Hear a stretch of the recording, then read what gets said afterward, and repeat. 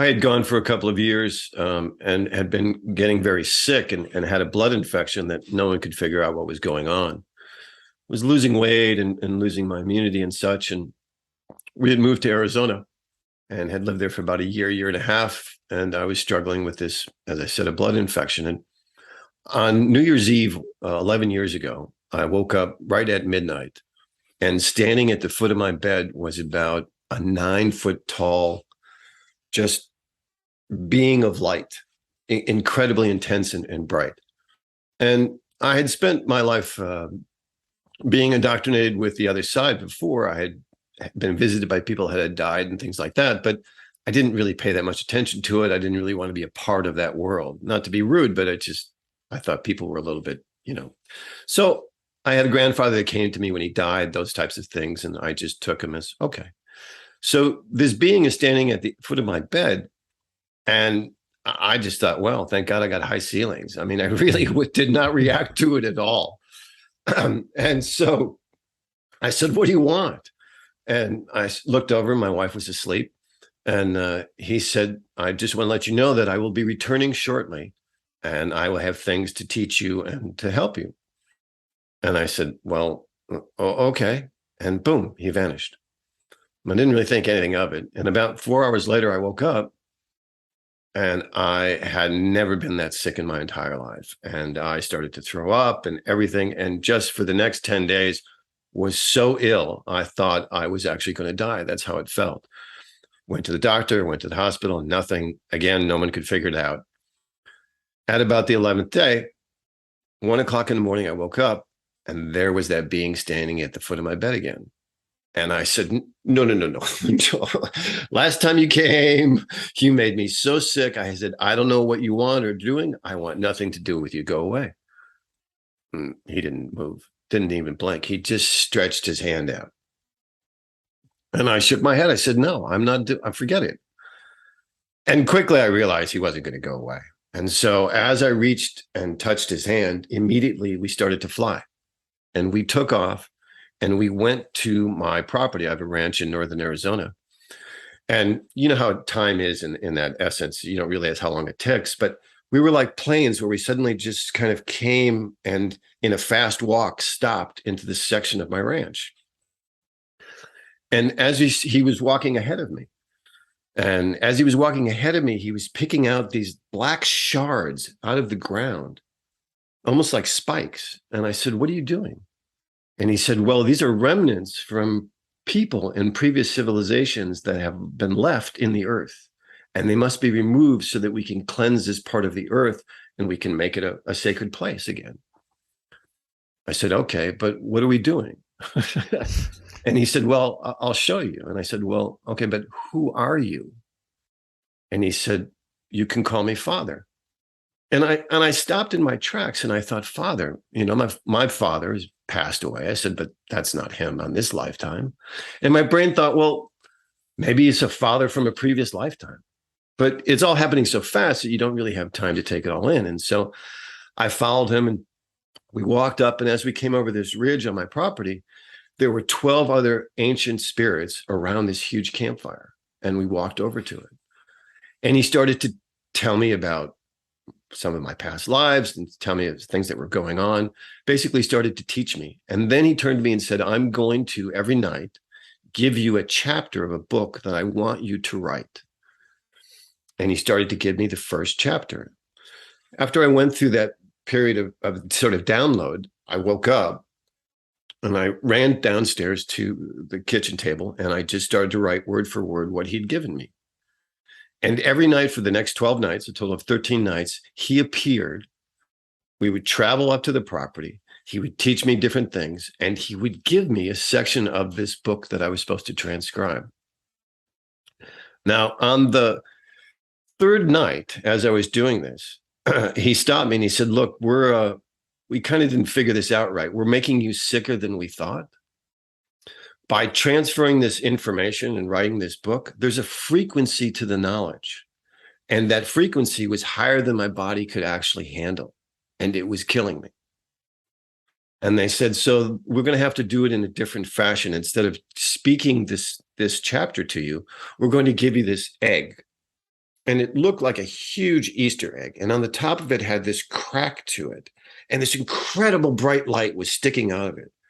And when they put it in my hands, it opened up like a flower, and the words just started to tumble into my brain. And so what they would do then, the next 8 nights, is at the end of their teachings to me, they would just hand me the egg.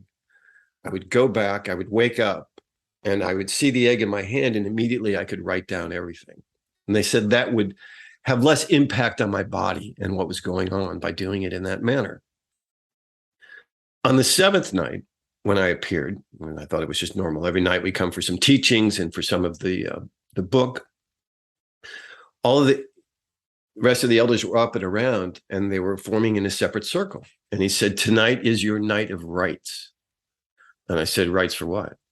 And he said, "Well, we don't have a word for it." And I said, "Well, you have to have something. You must, what is it?" He said, "Well, consider it as being a teacher of teachers." I said, "Okay." He said, "Now, what we're going to do is we want you to accept these things. And we're going to ask you some questions. And you agree to them, then we'll continue on. And that's how the ceremony is going to go." He said, "We're going to give you this square of Mother Earth in which you overlook and you make medicine for all plants, animals, and people alike." He said, "Do you agree?" I said, "Okay." I mean, you're in this dying experience. I'd been at the hospital twice in that 13 days. My wife didn't know what to do. She was panicking. And you're just not, I kept saying yes, because what am I going to do? So he said, "Fine." He said, "So now you're going to take all these plants that we teach you to make medicine with, and you're going to protect them." And I said, "What plants?" He said, "We'll teach you." I said, "Well, I'm medicine. I don't know how to make medicine." He said, "We will teach you. Do you agree?" Yes, I agree. And so we went back and forth of him giving me these things that I was supposed to accept as responsibility and whether or not I would agree to them. To the point where at the end of it, he said, "And now from this point forward, the rest of the ceremony is completely in secrecy, and you agree to that, correct?" And I said, "Yes." And then I blacked out for 45 minutes and didn't come till the end, didn't come through. When I woke up, I don't remember any of the secret section of it, but the introduction I remember in terms of taking of the rites. They had also said that they were going to do, they wanted me to create a foundation that created these healing centers all over the world, where we could teach people what plants we should protect and how we combine them with honey and other things to create these natural medicines. Which, okay, didn't make any sense to me, but all right. So for really the last 11 years, that's been my pilgrimage, is learning all of these plants, how to protect them, how to grow them, how to compound them, and how to make natural medicine. We now make over 100 natural remedies. We grow our own bees and we grow our own plants. So at the end of the 13th day, Father turned to me and he said, "Look, for me to come down to this level and communicate with you and to do these things with you," he said, "is a very rare occurrence." He said, "I will not be doing it again. You cannot communicate with me again. You cannot reach me ever again. You have the other 12 elders. You can ask them. They will help you they will continue to teach you and help you grow." And at that point, and I know this is common with people with near-death experiences, the love that I felt for him, the love that I felt for the world, and the impact of him saying that he was not going to come back again, I burst out crying. I could not stop. I was so upset for 2 or 3 days, and I had no explanation of why. And I didn't feel that intensity of connection to him when he was teaching me those first 12 days. It wasn't until he said that he was leaving that it sort of all came crashing down on me. A couple of the most interesting things that happened to me, especially the night of rites, were one of the elders came up from the circle and walked over to me, and he tore off a piece of his garment, of his top, and he handed it to me, and he told me to sew it into my top. And when I looked down for the first time, I realized that I was wearing sort of a deerskin clothing, much like they were. And of course, as I looked down, suddenly a needle and thread appeared in my hand, and I went and I sewed that parcel into my own coat. And I turned to Father and I said, what is this? And he said, this is the ceremony. And I said, yeah, I get it. But what am I doing? Why? What do you call this? And he said, again, we don't have words or names for this. He said, but it has been called the tearing of the cloth or the exchange of the cloth. And it wasn't until about a year later, in meeting with some of the elders in another dream, that they explained to me that that's how I was becoming one of them. I was being initiated into their group. And by one of the elders giving me his piece of clothing, he was making me one of them. One of the others is that he had turned to me and he said, and now you accept all of these things. We now give you your name. Your name is Konowaka. And he said, repeat it. And I thought it was very strange because he's like this far from my face. He said, repeat it. I said, okay, Konowaka. And he shook his head. He said, Konowaka. And I said, I get it, Konowaka. And his eyes lit up and he grabbed my mouth and he said, say it, Konowaka.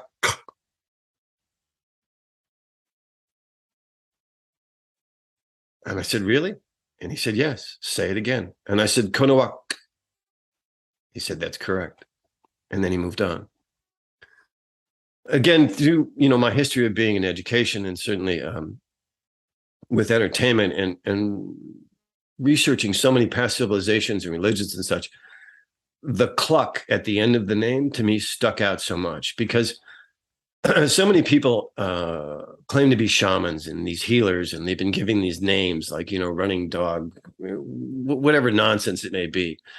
And I was so afraid of being one of those that when I realized that only a couple of years later that what he had given me was a true name in a true ceremony, that I start to accept some of the things that even had happened to me. By it being such an ancient tradition of word, not just a normal word, but a word that had a sound and a vowel to it in that way, it seemed so much more authentic to me. So as he was leaving and claiming he's never coming back, he did a great thing. He said, oh, by the way, where we were making you sick and giving you the information to write the book, he said, it got so bad that we only gave you half of the chapters. He said, you weren't able to physically take all of the information we wanted to give you. So we're going to give you a little bit of time off, and then you'll have to do the 13 days again for the second half of each of the chapters. And, I just, what are you going to say at that point? I was so entrenched in him leaving and all the emotions that were accepting. I just went, yeah, okay, fine. So the next day I woke up, I could feel there was a shift. I started to heal. I started to feel better. I could eat, I could drink. Again, lasted about 10 days. Sure enough, it started up again.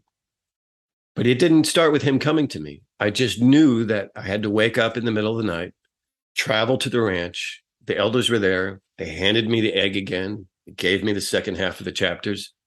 But then they gave me more teachings and more things. They told me a preface. They gave me petroglyphs that I had to put on the chapter headings of each of the book.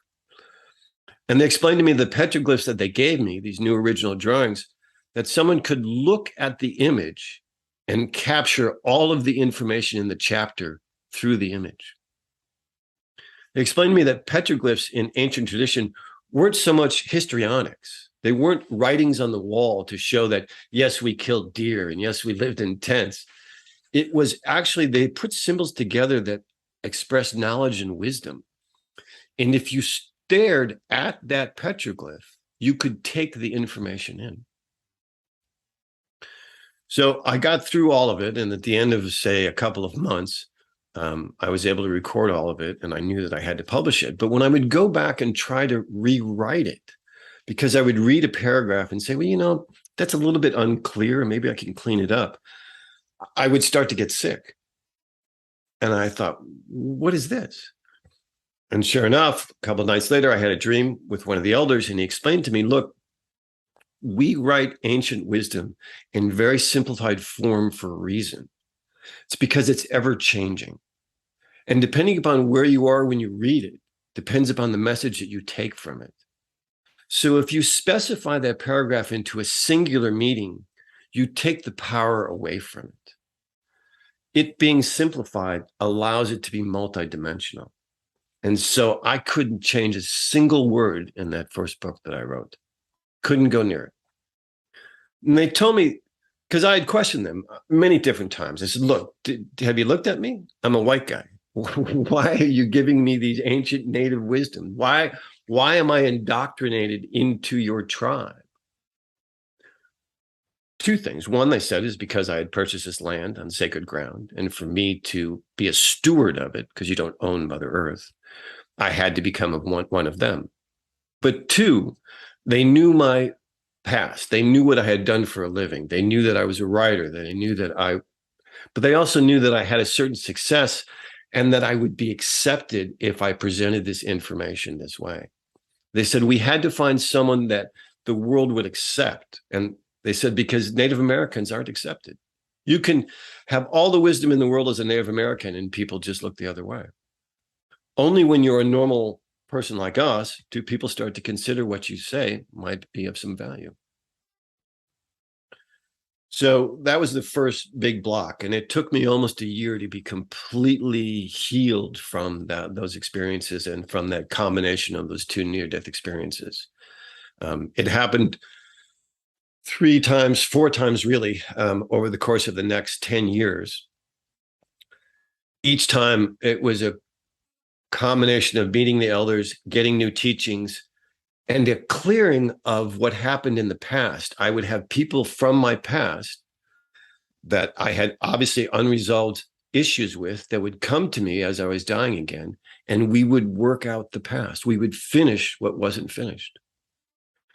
And it was explained to me that only in that way can you elevate yourself to actually accept information on a higher level. The ancients consider human bodies to be rental cars.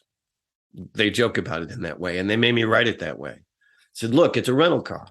You use it, you abuse it, whatever it is, but when it's done, you cast it aside. It has nothing to do with who you are as a soul. It doesn't affect you. You don't live or die because of it.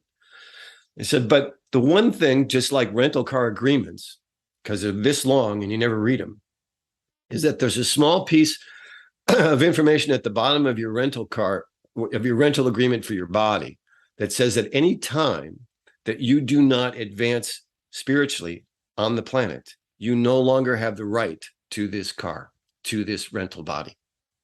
That the whole contract of having a body on earth is to learn and to advance spiritually. And when you stop doing it, you no longer have the right to be here.